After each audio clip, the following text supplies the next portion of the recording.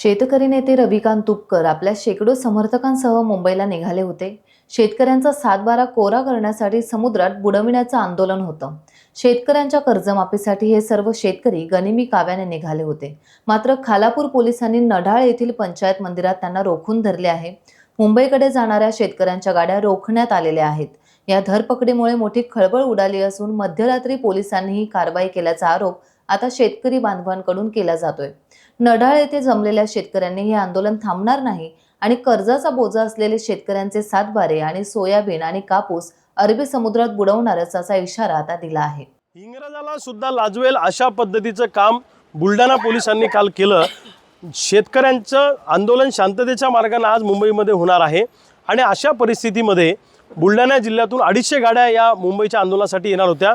वाहन चालकांना अटक केली, गाडी मालकांना अटक केली, आमच्या पदाधिकाऱ्यांना बुलढाणा पोलिसांनी अटक केली आणि अतिशय दादागिरी काल बुलढाणा पोलिसांनी केली। आमच्या सगळ्या पदाधिकाऱ्यांना अटक केली, पण तरीसुद्धा आंदोलन चिरडण्याचा प्रयत्न करत असताना एवढ्या मोठ्या संख्येने शेतकरी गनिमी काव्यानं आणि आपापल्या पद्धतीनं आज पनवेलमध्ये पोहोचलेले आहेत।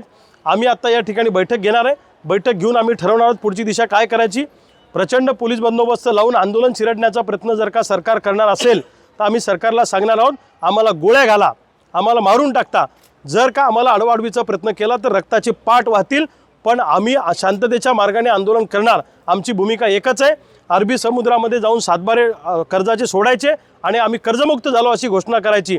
जेव्हा पिकलं तवा लुटलं, आता देणं घेणं फिटलं। सोयाबीन आणि कापूससुद्धा आम्ही अरबी समुद्रामध्ये टाकून सरकारचं लक्ष वेधणार आहे। या आंदोलनामध्ये कुठेही हिंसा होणार नाही, काही कायदा हातात घेण्याचा प्रश्न नाही, पण शेतकऱ्याचा आवाज दाबायचा प्रयत्न जर का पोलिसाच्या खांद्यावर बंदूक ठेवून सरकारनं केला तर त्याचे गंभीर परिणाम सरकारला भोगावे लागतील अशी आमची भूमिका आहे। शेतकऱ्यांना कर्जमाफी दिली पाहिजे, दुसऱ्या बाजूला सोयाबीन कापसाला प्रति क्विंटल 3000 रुपये डिफरन्स भावफरक दिला पाहिजे, ऊसाला एक रकमी FRP दिली पाहिजे, अन्यथा कारखान्यावर कारवाई केली पाहिजे, कांदा, दूध आणि धानाला अनुदान दिलं पाहिजे। त्याचबरोबर कल्याण भागामध्ये रेल्वेच्या नावाखाली झोपडपट्ट्या उद्ध्वस्त करण्याचं काम सुरू आहे, तर त्या लोकांना बेघर न करता त्यांचं पुनर्वसन केलं पाहिजे। त्याचबरोबर शेतीला पूर्णवेळ वीज मिळाली पाहिजे। जंगली जनावरांचा त्रास आम्हाला प्रचंड होतो शेती पिकांना, म्हणून शेतीला मजबूत कंपाऊंड दिलं पाहिजे। अशा अनेक मागण्या घेऊन आज आम्ही मुंबईमध्ये आलेलो आहे। अरबी समुद्रामध्ये आम्ही आमच्या कर्जाचे सातबारे बुडून आम्ही कर्जमुक्त झालो अशी घोषणा करणार आहे। जेव्हा पिकलं तेव्हा लुटलं, आता देणं घेणं फिटलं, आम्ही तुमचं देणं लागत नाही अशी आमची भूमिका आहे। आता आम्ही पनवेलच्या जवळ आहे, या मंदिरामध्ये सगळे मुक्कामाला रात्री शेतकरी थांबलेले आहेत। बुलढाणा पोलिसांनी काल कहर केला, मग आमच्या सगळ्या कार्यकर्त्यांना अटक केली। जवळपास 250 गाड्या बुलढाण्यामध्ये थांबवल्या, चालकांना अटक केली, मालकांना अटक केली। तरीसुद्धा भूमिगत मार्गाने गनिमी काव्याने इथं शेतकरी पोहोचलेले आहे आणि आत्ता पोलीस म्हणतात की आम्ही तुम्हाला इथून जाऊ देणार नाही, आमची भूमिका ठाम आहे, आम्ही इथून जाणार, वेळ प्रसंगी आम्हाला गोळ्या घाला, रक्ताची पाठ वाहतील जर आम्हाला अडवाडवीचा प्रयत्न केला तर। ते आता तुम्हाला इथली काय पोलिसांची भूमिका आहे त्याच्यानंतर सगळ्या पुढच्या भूमिका स्पष्ट होतील। महाराष्ट्रामध्ये शेतकरी आहे, इथं जर काही इथल्या शेतकऱ्याच्या केसाला जरी धक्का लावायचा प्रयत्न पोलिसांनी केला तर महाराष्ट्रातला शेतकरी रस्त्यावर उतरेल। राज्याच्या पुनर्वसन मंत्र्यांनी विधानसभेत कबुली दिली की रोज 10 शेतकरी जवळपास आत्महत्या करतात। सरकारला थोडी लाज वाटली पाहिजे। रोज 10 शेतकरी आत्महत्या करत असताना जर आपण शेतकऱ्याच्या शेतमालाला भाव देऊ शकत नाही, त्यांची कर्जमुक्ती करू शकत नाही आणि औरंगजेबाची कबर काढायची का नाही याच्यावर चर्चा तुम्ही करता। औरंगजेबाची कबर काय मागच्या महिन्यात बसली का? छत्रपती शिवाजी महाराजांनी त्या काळामध्ये शेकडो वर्ष झाली।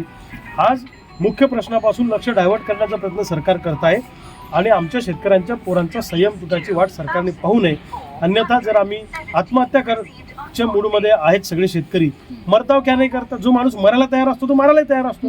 आमच्या संयमाचा अंत पाहू नका, आम्हाला मुंबईच्या दिशेनं जाऊ द्या आणि आम्हाला शांततेच्या मार्गाने आंदोलन करू द्या अशी आमची भूमिका आहे। 60-70 वर्षांनी मरायचे, 80-90 वर्षांनी मरायचे आणि आज आत्ता या क्षणाला पोलिसाच्या बंदुकीच्या गोळीत मरायचे, हे ठरून जगणारे आम्ही लोक आहेत।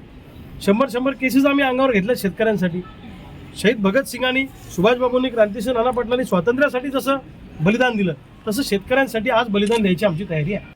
टाइम्स डिजिटलला लाईक करा, सबस्क्राईब करा, शेअर करा आणि बेल आयकॉन दाबायला विसरू नका। पाहत रहा टाइम्स डिजिटल।